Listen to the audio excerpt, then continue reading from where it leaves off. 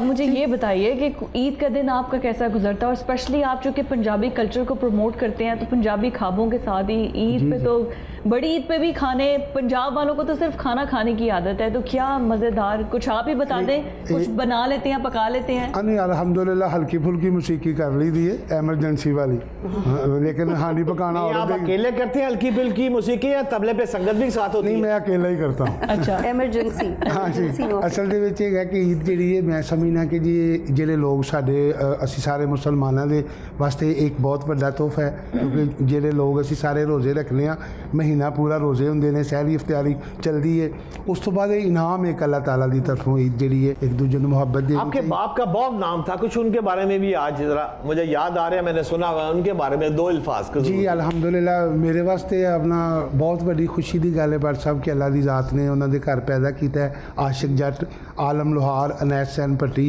एक ऐसा टाइम सी साडे पाकिस्तान का खूबसूरत टाइम सी कि, और फिर खूबसूरत गल है कि ना अपना सारे फनकारां दा अपना अपना अंदाज़, अपना अपना स्टाइल मीडिया ते होना है। जिसले मेरे वालिद साहब का आशिक जट साहब का दौर सी उसले अपना ये मेले ठेले ਜਿਹੜੇ ਹੁੰਦੇ ਸਨ, ਉਹ ਚੰਨ ਮੇਰੇ ਮੱਖਣਾ ਉਹ ਕਿਹੜਾ ਗਾਣਾ ਸੀ? अपना अनैत हुसैन भट्टी साहब का, अपना वालिद साहब का ਜਿਹੜਾ अपना सुपर डुपर ਜਿਹੜਾ लोक दास्तान सोनी महीवाल ਜਿਹਦਾ गाना उन्होंने 71 ਦੇ ਵਿੱਚ ਰਿਕਾਰਡ ਕੀਤਾ, ਜਿਹਦੇ ਬੋਲ ਨੇ ਮੈਨੂੰ ਪਾਰ ਲੰਘਾ ਦੇ ਘੜਿਆ ਮਿੰਤਾਂ ਤੇਰੀਆਂ ਕਰ ਅਲਹਮਦੁਲਿल्लाह ਉਹ ਉਹਨਾਂ ਨੇ 71 ਦੇ ਵਿੱਚ ਗਾਇਆ ਸੀ। ਉਸ ਤੋਂ ਬਾਅਦ ਫਿਰ ਮੈਂ ਤੇ ਮੇਗਾ ਜੀ ਨੇ ਆਪਸ ਦੇ ਵਿੱਚ ਇਕੱਠਿਆਂ ਹੋ ਕੇ, ਕਿਉਂਕਿ ਅੱਬਾ ਜੀ ਦਾ ਸੋਲੋ ਸੀ, ਅਸੀਂ ਫਿਰ ਇਹ ਆਪਸ ਦੇ ਵਿੱਚ ਵੰਡ ਕੀਤੀ कि आप, मैं क्या मेगा जी तुसी सोनी दे बोल कहो ते कड़े दे बोल मैं कवांगा। क्या बात। मेगा जी आप ये बताइए कि एक्टिंग से now you become a singer, तो ये जर्नी और ये प्रोसेस ये कैसे, ये इन्होंने तो आपका माइंड नहीं बदल दिया कि नहीं सिंगिंग में आए, यहाँ पर शुरू से शौक था सिंगिंग का? सच पूछे ये एक बहुत कह लें कि खौफ दिलाने वाली भी एक जर्नी है, क्योंकि जब आप एक शनाख्त रखते हैं और उसको आप स्विच करें किसी और चीज़ में तो उसमें पहली बात लोग एक्सेप्ट नहीं करते, एक्सेप्टेबिलिटी नहीं है, वो एक्सेप्टेबल नहीं होता। लेकिन चूँकि आपका एक काम में इतनी ताकत हो और आप उसको राइट अवे में आप अपनी एनर्जी यूज़ कर रहे हो, क्योंकि म्यूज़िक की सेंस तो मुझे थी, मैं एक जानी मानी परफॉर्मर रही हूँ, दुनिया स्टेज की कताला से भांगड़ा क्वीन तक का सफ़र यहाँ तक करके बैठना मैं समझती हूँ ये बहुत मुश्किल था। It was not a bed of roses, ये मेरे लिए एक बड़ा कांटों भरा सफ़र था। लेकिन एट दी एंड क्या होता है कि जब आप सच्चे दिल से, मेहनत से और जुनून से, क्योंकि ये आम लोगों का काम नहीं है। अब बहुत सारे लोग कहते हैं वो तो परफॉर्मर थी, अब वो क्या सिंगिंग करेगी, लेकिन जब गाने हिट पे हिट आना शुरू हुआ तो अल्लाह की ज़ात है ना मनवाने वाली, फिर उसकी रहमतों ने इस तरह से रहमत की कि आज मैं एज ए सिंगर आपके सामने हूँ। और मैं हमेशा ये कहती हूँ कि जब आप मेहनत करते हैं तो हर चीज़ आसान हो जाती है, आपके रास्ते खुलते चले जाते हैं रहमतों के ज़रिए भी, और जो आपकी सपोर्ट बनते हैं। मेगा आपके गाने बहुत असर रखे, मार्केट में आए और बूम मिला उनको, अल्लाह पाक का शुक्र है। आप अदाकारी में भी मेरा ख्याल है अच्छे जौहर दिखा रही हैं, लेकिन अभी तक उस तरह नहीं है। एक तो उसके बारे में बताएं कि ऐसी अदाकारी कब होगी, और मैं उन खुश नसीबों में से हूँ जिसने स्टेज पर आपकी परफॉर्मेंस देखी हुई है। मैंने ज़िंदगी में 2 या 3 दफ़ा स्टेज पूरी ज़िंदगी में देखा है, उसमें से एक स्टेज मैंने आपका देखा है। Thank you very much. आप जब राउंड कर दिया करती थी तो उसके बाद आप जंप करके आती थी, वो इतनी एनर्जी, हाउ इट पॉसिबल कि आप जंप करके राउंड पूरा स्टेज किया करती थी, वो उसके बारे में थोड़ा बताएं, वो क्या था? मैं ये समझती हूँ कि वो एक जादुई कह लें कि एक फीलिंग थी, एक सीन था, और वो जब हॉल में लाइव बैठे लोग देख रहे होते थे तो उन पर सख्ता होता था। लिटरली लोगों ने मुझे बताया है कि हम ऐसे सीट पकड़ते थे कि ये अब गिर गई है और इसको कोई चोट लग गई है, लेकिन वो ऐसी एक बीट होती थी कि मैं राउंड लेती थी। जैसे ये आपका ये पूरा सर्कल है, इसमें मैं नीज पर अपने राउंड ले रही हूँ। It is the most difficult step in classical art, in a classical dance. ये कोई नहीं कर सकता सिवाय चंद एक दो उधर हमारे मुल्क में भी राउंड करने। पाकिस्तान में कोई दूसरी लड़की मैंने तो नहीं देखी, वैसे कौन थी दूसरी? है ही नहीं, आप सही कह रहे हैं। स्टेज मेरी वजह शोहरत बना, जिस पर मैं कहती हूँ कि मुझे अल्लाह ताला ने इज्जत से, नाम से, दौलत से। कौन है पीछे इसके डांस के, अदाकारी की और गुलकारी के पीछे बैकबोन कौन है आपकी? आज जरा इंकिशाफ तो करें। जी, फर्स्ट ऑफ ऑल जाहिर बात है जो आपके घर से आपकी जो आपका मेंटोर होता है वो आपकी पेरेंट्स होते हैं। तो मेरी मदर ने बहुत ज़्यादा मुझे इस मामले में मेरा साथ दिया, मेरे जुनून को दवाम बख्शा, मुझे हर उस चीज़ में उन्होंने कदम बढ़ा के आगे किया जो तुम करना चाहती हो। फर्स्ट ऑफ ऑल उनको पता था कि ये पढ़ाकू बच्ची है, इसको पढ़ने का बड़ा शौक है,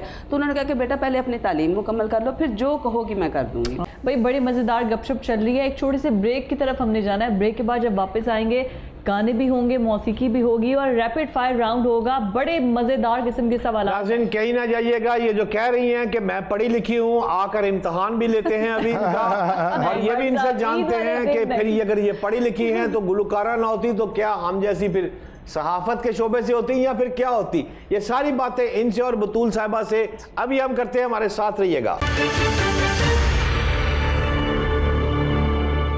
ब्रेक के बाद आपको एक बार फिर से खुशामदीद कहते हैं प्रोग्राम फेस टू फेस में। ईद स्पेशल, ईद की तैयारियां, ईद के रंग और आई एम श्योर कि अभी आज सब लोग जो हैं वो अपनी नानियों दादियों के घर गए होंगे। बट साहब योम ससुराल के तौर पर ईद का दूसरा दिन दिहाड़ियां लग गई होंगी, आपको भी लगा है, जो हंसी नहीं रुक रही ना, दिहाड़ी मोटी लग गई है आपको। बट साहब आपने ईदी तो मुझे नहीं दी ना, अब ये ट्रांसमिशन के बाद मैंने आपसे ईदी आज हर सूरत लेके जानी है, और मैं जैसे आप कहेंगी वैसे ही होगा, बड़ी ईद पे इकट्ठी कर लेना। बिल्कुल ठीक है, क्या बात, सारी ईदियां इकट्ठी करा दी है। अच्छा मुझे तो लग रहा है आप आज भी शॉपर जेब में डाल के लाए हैं। हाँ इन्होंने देनी है ईदियां देनी है, हम इनसे ले आपका हुक्म होगा तो फिर दे के ही जाएंगे। आज हमने ईदी लेकर छोड़नी है। कितना ट्रेंड तो नहीं, मतलब कितना एकदम से यकदम चेंज आ गया होगा कि पहले आप ईदियां लेती होंगी और अब आपके बच्चे हैं माशाल्लाह और आप उनके साथ इतना बिजी होती हैं, तो अब उनको ईदियां देना। अच्छा होता यूजुअली ये है कि छोटे बच्चों की ईदियां भी मामा के पास जाती है, तो आप ही इकट्ठी करती हैं सारी। फिजा मैंने ये करने की बहुत कोशिश की, रियली, क्योंकि मैंने कलेक्ट करने की बहुत कोशिश की, क्योंकि हमारे कंबाइंड फैमिली सिस्टम में ईद होती है। हाँ। तो kids get to have a lot of money जो उनके लिए बहुत ज़्यादा है। हाँ। तो थोड़े पैसे हों तो ठीक है आप अपने पास कैरी करें, लेकिन मुझे लगता है इससे बच्चे गैर जिम्मेदार भी होते हैं, और लेकिन वो मेरे कंट्रोल में बिल्कुल नहीं आते, क्योंकि उनके बाबा ने मुझे स्ट्रिक्टली कहा हुआ है कि ठीक है आप इस बात का ख्याल कर लें कि बच्चे का ईदी कितने हुआ है, बट वो अपनी ईदी अपनी मर्जी से खर्च कर सकते हैं, तो फिर मैं उसमें तो इसका मतलब आपको कोई कभी भी नहीं। आधी सी बात बता दें, जितनी आपको चैनल से तनख्वाह मिलती है उससे ईदी हस्बैंड ने ज्यादा दी है या कम दी है? वाह बरसा, मुझे क्या लगता अच्छा है सवाल। कि जो ये बड़ा बोल नहीं है, बट मेरी तनख्वाह मेरे शौहर जो मेरे लिए करते हैं उसके आगे कुछ भी नहीं है। Oh wow, oh wow, yes, effort matter क्योंकि करता तनख्वाह है, तो सिर्फ कुछ नंबर्स होते हैं। हाँ। तो हाँ, you get handsome salary and you get to pay in a very good numbers, लेकिन हस्बैंड का जो हस्बैंड के आपके पैसे होते हैं या जिस इज्जत से आपका हस्बैंड आप पे स्पेंड करता है, वो एक बहुत अलग फीलिंग है।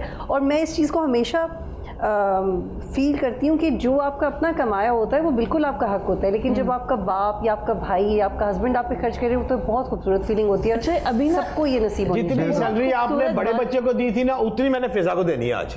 ये देख लें, अभी पता चल जाएगा। बट साहब ऐसे नहीं आपको जाने देंगे, आपके गाड़ी के टायर से हवा निकली होगी, आपको तब पता चलेगा कि अब ईदी दे के जानी थी। अभी मैगन ने बड़ी प्यारी बात की, ਉਹਦੇ ਚ ਦੋ ਗੱਲਾਂ ਹੋਣਗੀਆਂ, अगर ईदी देंगे हवा फिर भी निकल जाएगी टायर। उन्होंने कहा वर्किंग लेडी जो होती है ना, हम पे बड़ी रिस्पॉन्सिबिलिटी होती है, तो आप कैसे मैनेज फैमिली और ईद, मतलब ईद तो अभी तो ये चल रहा है ना, लेकिन उसमें रेगुलर आपने अपने शोज भी करने हैं, उसमें पूरा फैमिली को टाइम करना किस तरह एडजस्ट करती है? फिजा, बल्कि कुछ देर पहले भी मैं आपको ये कह रही थी कि you have that independence in your life and you have no other kinds of responsibilities, लेकिन ये हो नहीं सकता पेरेंट्स की सपोर्ट के बगैर। शादी से पहले और शादी के बाद भी मेरे माँ बाप ने मुझे अनकंडीशनली सपोर्ट किया मेरी ट्रैवलिंग में। अगर कोई गोद का बच्चा है या कोई बच्चा ग्रम्पी है, रात में जागता है, या कोई बच्चा बीमार है, तो मेरे माँ बाप से ज़्यादा सपोर्ट तो उसका तो कोई है ही नहीं ना रिप्लेसमेंट। एब्सोल्युटली। फिर अल्लाह का शुक्र था कि मेरी जो सास थी अभी वो नई इस दुनिया में, उनके जाने के बाद एक बहुत बड़ा गैप है जो नहीं है। नॉर्मली लोग बड़ा ऑकवर्डली डिस्कस कर रहे होते हैं अपने इन लॉज के बारे में, बट मैं बहुत खुशकिस्मत हूँ कि आंटी ने मुझे इतना ज़्यादा सपोर्ट किया, जैसे आप अपनी बेटी को करियर में सपोर्ट करते हो। मैं वॉर जोन्स में जाती थी, मेरे बच्चे अपनी दादी के पास होते थे, मुझे पढ़ना है, मुझे याद है एक दफ़ा मैंने एक कोर्स करना था और मैंने कहा आंटी मेरे पास हेल्प नहीं है और मेरी मम्मा की तबीयत ख़राब है, मैं क्या करूँ? तो आंटी ने मुझे कहा तू मैनू दस तू किन्ने दिन पढ़ना। अरे वाह। तो बस तू ना सही दिन दस दे मैनू। तो मैंने कहा आंटी बस 10 दिन के लिए कोई ऐसा बंदा होना जिम्मेदारी नहीं, क्योंकि मदर का ऑपरेशन हुआ था आंखों का।